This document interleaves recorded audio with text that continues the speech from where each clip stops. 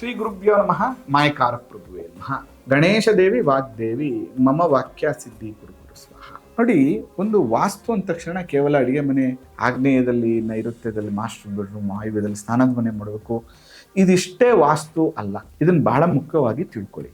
ಇಲ್ಲಿ ಪ್ರಮುಖವಾಗಿ ಅಗ್ನಿ, ಜಲ, ವಾಯು, ಭೂತತ್ವ ಅಂತ ಏನು ಕರಿತೀವಿ, ಪಂಚಭೂತಗಳಿಂದನೇ ಇಡೀ ಬ್ರಹ್ಮಾಂಡದ ಸೃಷ್ಟಿಯಾಗಿರುವಂಥದ್ದು.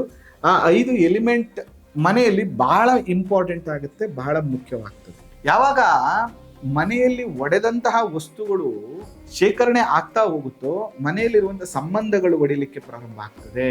ನೋಡಿ, ನಿಮ್ಮ ಮನೆಯಲ್ಲಿ ನೀವು ಏನು ಕನ್ನಡಿ ಅಂತ ಯೂಸ್ ಮಾಡ್ತೀರಾ, ಕನ್ನಡಿಯಲ್ಲಿ ಕ್ರ್ಯಾಕ್ ಆಗಿದ್ರೆ, ಯಾವುದೋ ಒಂದು ಮೂಲೆ ಕಟ್ಟಾಗಿದ್ರೆ, ಅಥವಾ ಅದ್ರ ಮೇಲೆ ಒಂದಷ್ಟು ಬ್ಲರ್ನೆಸ್ ಬಂದ್ಬಿಟ್ಟಿರುತ್ತೆ, ಒಂದು ಅರ್ಧ ಮಾತ್ರ ಮುಖ ಕಾಣ್ತಿರುತ್ತೆ, ಇನ್ನೊಂದು ಅರ್ಧ ಸರಿಯಾಗಿ ಕಾಣಿಸ್ತಿರಲ್ಲ.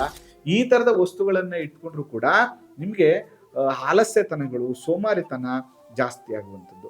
ಏನಪ್ಪ, ನಮ್ಮ ಮನೆಗೆ ಎಷ್ಟು ರೇಷನ್ ತಂದ್ರು ಸಾಕಾಗಲ್ವಲ್ಲಪ್ಪ, ಖಾಲಿ ಆಗೋಗುತ್ತೆ ಅಂತ. ಅಂದ್ರೆ ಯಾವತ್ತೂ ಅಡಿಗೆ ಮನೆ ಹೇಗಾಗ್ಬೇಕು ಅಂದ್ರೆ, ತರಕಾರಿ ಅಕ್ಕಿ ಎಲ್ಲ ತಂದಾಗ ಸಮೃದ್ಧಿ ಆಗಬೇಕು.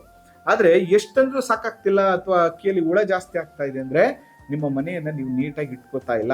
ಅದ್ರ ಜೊತೆಗೆ ನಿಮ್ಗೆ ಇಂಡಿಕೇಶನ್ಸ್ ಇರುತ್ತೆ. ಹೇಗೆ ಗಡಿಯಾರಕ್ಕೆ ಶೆಲ್ ಹಾಕಿದ್ರು ಶೆಲ್ಲು ಸ್ಲೋ ಆಗಿ ನಿಂತ್ಕೊಬಿಡುವಂಥದ್ದು, ಕೆಂಪಿರುವೆಗಳು ಮನೆಗೆ ಜಾಸ್ತಿ ಆಗುವಂಥದ್ದು. ಈ ತರ ನಿನ್ ಮನೇಲಿ ಪ್ರಾಬ್ಲಮ್ ಇದೆ, ಇದನ್ನ ಸರಿಪಡಿಸ್ಕೊ ಅಂತ.